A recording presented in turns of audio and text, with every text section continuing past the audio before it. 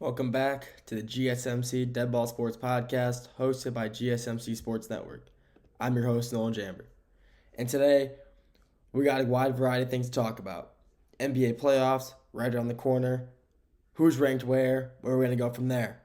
Then we got who we're going to rank, NBA first team, second team, third team, sticking with the NBA. Bounce over to the NFL, talk about the Cleveland Browns, a lot going on over there. Let's talk about that. Then we're going to go to the MLB Power Rankings for only 2 weeks into the season, but never hurts to, talk about some power rankings too so early. Never hurts. And then finally, we ended off with the MLB lockout, potential MLB lockout at the end of the season. Before we get any of that, though, tips and donations. Tips and donations are a great way to show you guys appreciate the content we put out. And by sending tips and donations, it really means the world. It really means you guys care about the content that we are putting out. So if you do want to tip or donate, please feel free to do so with the link in the bio description if you're watching this through the video. If you're in the live stream, the super chat and the stickers are the best way to do so. If you don't want to donate, you want to leave a comment, that's perfectly okay as well. If you're in the live stream, live chat, I'll get to that as soon as I see it. And if you're not, if you want to leave it not in the live stream, in the comment section, I'll get to that as soon as I see it as well. Just so you know, I get to answer your question in the comment or just talk to you next time you're in the stream. But like I said, if you do want to tip or donate, the two links in the bio and description. If you're in the live stream, super chat and sticker are the best way to do so. I love just being able to donate really means a lot. So if you guys feel free please do so.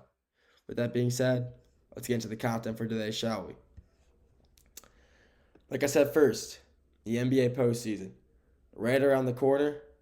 This is the best time of year for the NBA. It's the best. Postseason basketball. Who doesn't love some good postseason basketball, am I right?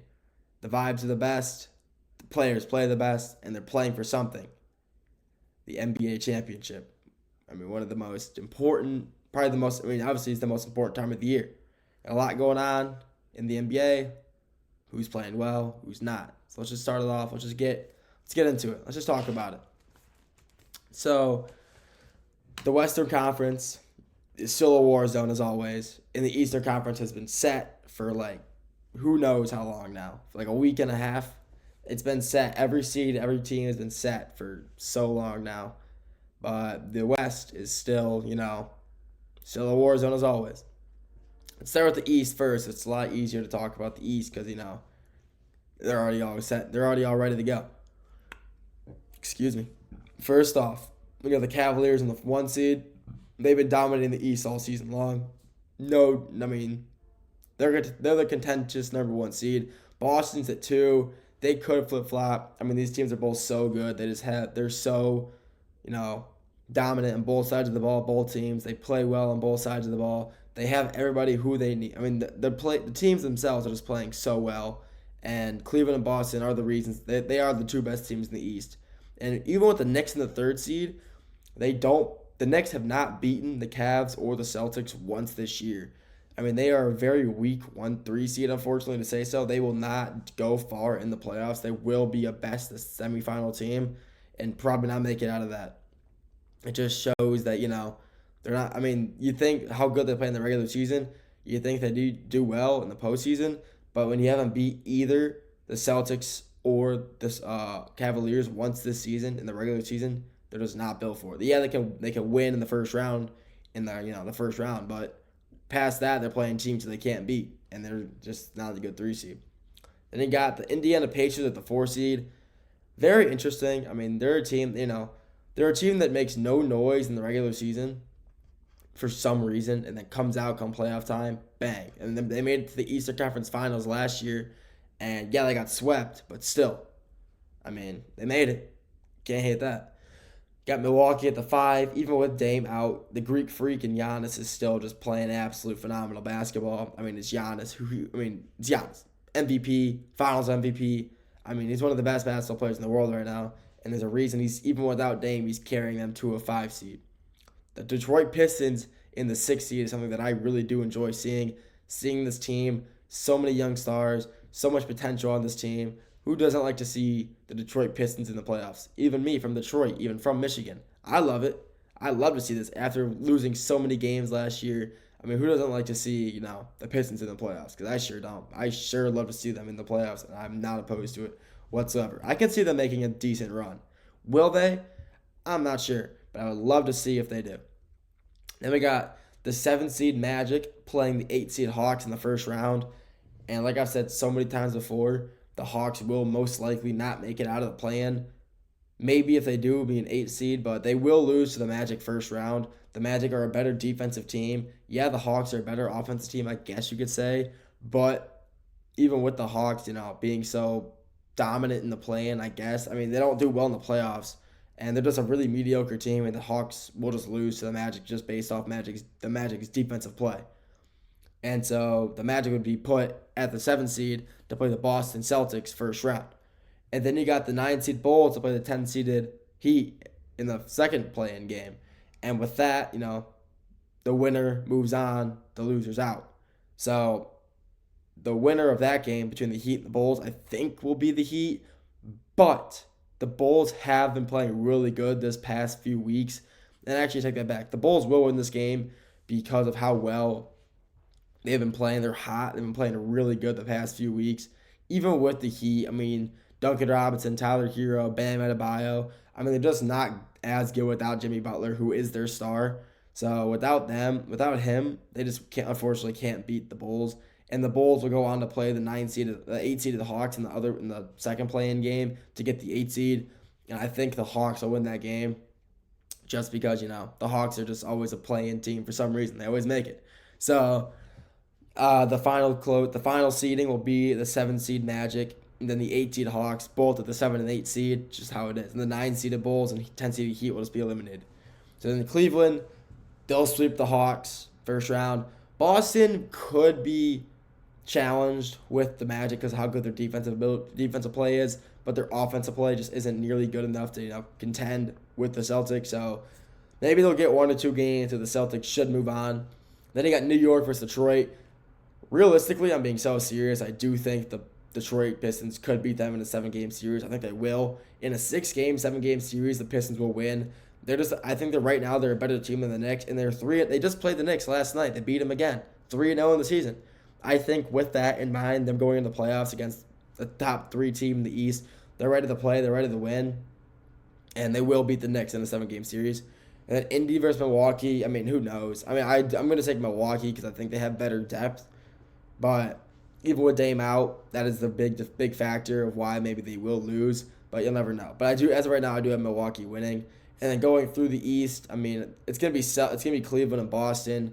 Either one of those teams making it to the Eastern Conference Finals or the NBA Finals, regardless of which one is it playing for the Eastern Conference Finals seed game at that point. It's gonna be whatever one of those teams is playing. They're going to win and go to the finals. But I do think the Boston Celtics will make it to the finals. They're looking to 2-peat, go back-to-back, and, get a bigger lead on the Lakers for how many total championships. They're already one ahead of the Lakers because last year, and getting one more, putting them 2 ahead. Well, that's always helpful to get 2 ahead of your competition. Let's go to the Western Conference now. The West is still a war zone. I mean, there's still a few games left to play, and there's no team. The top 3 teams are locked in. Every other team from 4 to 10 is still, movable. You can still interchange them. You got OKC at the 1. Yeah, that makes sense. They've been the 1 seed the entire season, and they will end up as the 1 seed.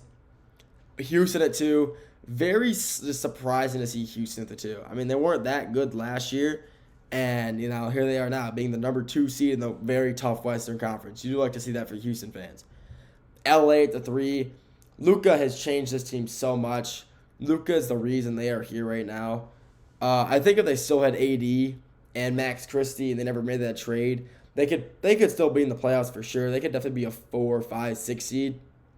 But since Luka's here and he's playing great basketball, he's the reason they're in the 3 seed because he's playing so good. Then you got here the interchangeables. Denver at the 4. They should be there. They are the best player in the world in Jokic on that team right now. I mean, it just makes total sense. They're a phenomenal team. And, I mean, there's nothing more to say. They're a phenomenal team that deserve to be there. Even with the firing of Michael Malone, with their interim head coach and the GM gone as well. I mean, they're still the best team. Jokic is still the best player in the world. And if he plays the right way, he will take them back to another NBA final. The Clippers at the 5. Nobody's talking about the Clippers at all. It's insane that nobody's talking about the Clippers. I love the Clippers, so it's so weird to see that, but it's insane. But they are a very sneaky team in the West and could make a deep run as well. Golden State the 6. I mean, you get a nice little LA Golden State game going first round. Yeah, that's gonna be cinema. LeBron versus Curry. Yeah, I'm in for it. Memphis versus Minnesota, the 7 and 8 seed. Minnesota's beating Memphis. Memphis has not played good recently. Dallas speed it up. I'm running out of time in the segment. And then we got Memphis versus Minnesota. We got Minnesota's winning. Sacramento Kings versus Dallas Mavericks. Sacramento will win that game. They will end up playing the Memphis Grizzlies, who they will end up beating. The Grizzlies are not playing good basketball, so they will win. And then going through all the games, Houston beats Minnesota. Houston beats Minnesota. OKC beats Sacramento. Both 4-game sweeps. LA plays Golden State. Honestly, it can go either way, but I do think Golden State will win. Or not Golden State. Los Angeles win that game in 7. Then Denver versus Clippers. I think the Clippers with Zubac at their center could possibly, hold Jokic to less points, but I still honestly think Denver's just too good of a team to not win first round.